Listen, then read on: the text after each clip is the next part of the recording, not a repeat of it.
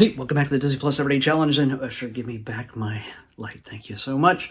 Today we have Solvination presents Black in Vegas. Now, I love Las Vegas. I nearly went there the other week, and last week, yeah, this past week, and I just didn't make it. Unfortunately, I really wanted to go to a convention there, but hey, I mean, it's great that it's within driving distance or a 45-minute flight where I am, but some things happen. Some things get in the way. But this is a 40-minute documentary. It's from 2023. The sphere isn't up yet, so you won't see any shots with the sphere in the background. It's there at the time this was released, but I have a feeling that all the B footage was shot a while ago.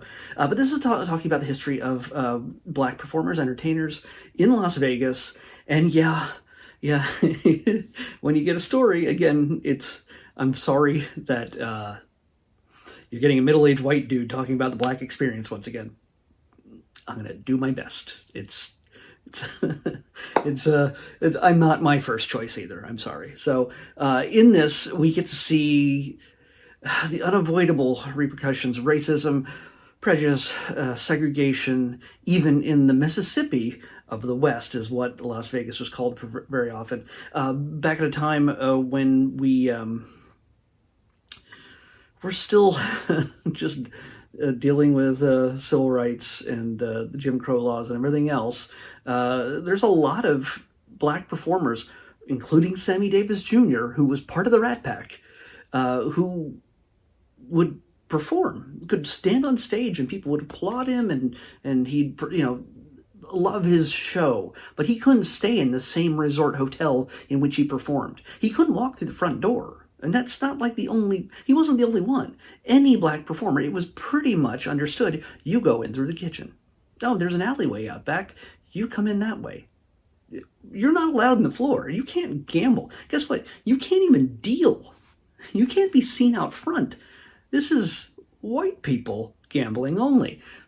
Sure, the house always wins and a lot of poor white people left the place, but America and the world, we're ignorant. We're still ignorant to some degree. And I will not go into detail on that, but you know what I'm talking about. So there was innovators, there was people who moved to Las Vegas, everything from showgirls to big name performers worked to change things. Not just Sammy Davis Jr., with the help of Frank Sinatra, who basically said, hey, if Sammy can't stay here, I'm not performing at your resort hotel casino. And there's to say, those resorts really wanted Frank Sinatra to perform because he knew all the best gangsters in town, like Bugsy Siegel and everything else. So yeah, go to the Mafia Museum. I'm going to just tell you that. I'm going to recommend that. I haven't been there myself, but I've seen enough of it that the Mob Museum. Oh, sorry guys. Don't rub me out. The Mob Museum in Las Vegas, downtown. Check it out. There's a lot of history there, and of course, I bet you money the music is somewhere mixed in there. So there was a hotel for a time that was called the Moulin Rouge, which did everything it could to mimic the one in Paris. And that one was pretty much on the west side of Las Vegas, a exclusively black hotel, resort, casino, and fortunately, as they say in this documentary, that green is the only color that mattered, not white or black. Green. And that's what killed the Moulin Rouge. If you go to the other museum, there's a lot of museums in Las Vegas, believe it or not. The Neon Museum, you can see the original neon sign from the Moulin Rouge still exists to this day. And it's in the process of being moved to a new location, which will be on top of a building. It should be interesting. You should check that out. Like I said, I know way too much about Las Vegas, and I spend a lot of time watching people walk around Las Vegas or gamble in Las Vegas. It's the YouTube channels I watch. I almost feel like I need to move there, but it's just too dry for me. And hot. Usually it's cold right now. But this has nothing to do with racism in Las Vegas. And there was, again, for far too long, it just because money was more important than anyone's needs or equality or anything else. That's the way it worked. Because there's people coming from Mississippi, from Texas, and if they saw a Negro on the floor or walking through the front door, well, they certainly weren't going to gamble there in their righteousness. Yeah. So yeah, we are a bunch of crappy people. I'm just telling you, your grandparents were pretty awful people. I'm just saying. A lot of our grandparents were, I guess. Great grandparents. Maybe. Yeah. No offense. But in this time, we saw a lot of innovators. Lena Horne was one of them. Of course, like I said, Sammy Davis Jr. What was Halle Berry played her in a movie. My brain I couldn't find the actual episode on IMDb here, so it made it impossible for me to pull up some details. So, but Lena Horne made certain demands. She made so much money. She made like $100,000 a week or a show. Maybe a year. I have no idea, but it was a lot of money even back then. It's even a lot of money now for some performers. I think Piff the Magic Dragon, God rest his soul, he has been performing for years, and now his clone is, and I'm sure they don't make $100,000 a show. Yeah, or a year. Well, maybe a year, but yeah. If you don't know what I'm talking about, I sound like a travel guide now. Sorry, it's annoying. But there's so much to learn in this, and I know a lot about Las Vegas. I really love Las Vegas. As awful as some parts of it are, it's a lot of great stuff in Vegas, and I didn't know a lot of this because. There's the history tends not to be told. It's not really like, hey, you know what? There was a lot of segregation in this hotel casino. Isn't that neat? It's not necessarily in the guidebooks for a lot of places. So yeah, a lot of those hotels though are now gone, which is kind of interesting. The Tropicana is still there, the oldest one. The Tropicana is still there. Everything else is Tropicana. Tropicana? No, Tropicana got torn down. Flamingo is still there.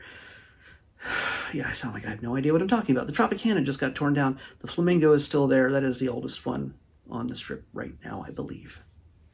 And so, yeah, I say if this is the kind of thing that interests you, there's some fascinating stories. When Lena, what was it? Dorothy Dandridge, I believe. Halle Berry played her. At one point, she had, as told in the film, she put her foot in one of the pools, dipped her toes in the pools, and all the white people scattered. They ran for their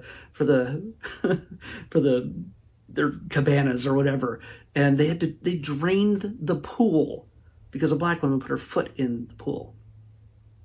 Lena Horne, while she was making so much money and was very popular, was a huge draw,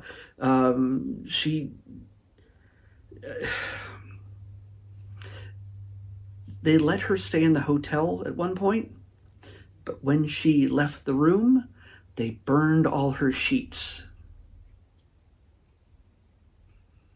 It's like, again, I don't think a lot of kids today, yeah, they're exposed to their own level of racism in their own lives, but imagine how it's institutionalized. It's not even just a thing where, hey, well, that part of the area just happens to be racist. No, it's just the way everything was back then. Everywhere. It was not questioned. It was not like, maybe we shouldn't be assholes.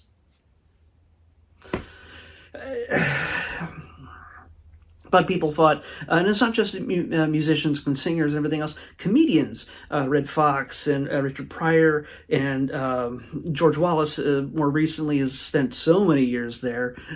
We get to see a number of short bits of comedy performances from over the years, some interviews, a lot of historic footage. It's really good, and mainly because I like history and I like Las Vegas, and they mix well in this, even though Las Vegas at the start does not come off too well. In the end, though, because he's here, because Usher's there, I have a feeling this is also like a little bit of a promo in a sense for Usher's residency, which he's done like 3 of so far, I think, at Mandalay Bay. But yeah, you get some footage at the end of some of the more modern, the new era of performers, especially black performers in Las Vegas. That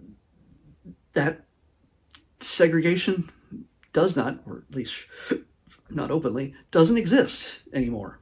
And there's hope that he will someday find a way to have a black-owned casino in that place. Considering that mostly 2 main rich people companies are dominating all the casinos in on the Strip, that's going to be kind of hard to break into, but go for it. So I say definitely check this out when you get a chance.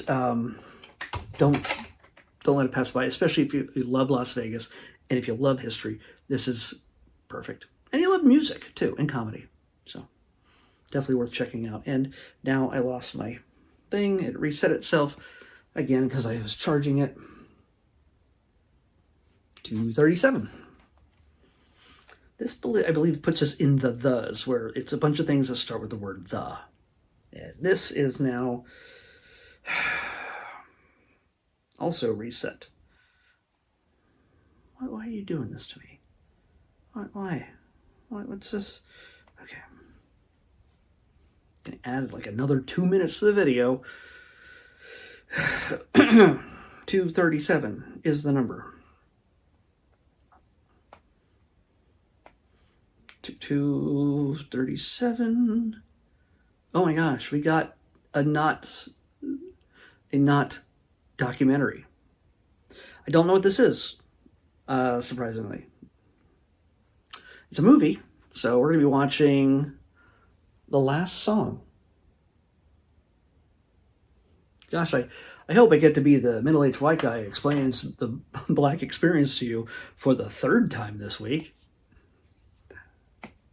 The Last Song is what we're watching next on the Disney Plus Everyday Challenge. I'll see you back here tomorrow with that. Bye.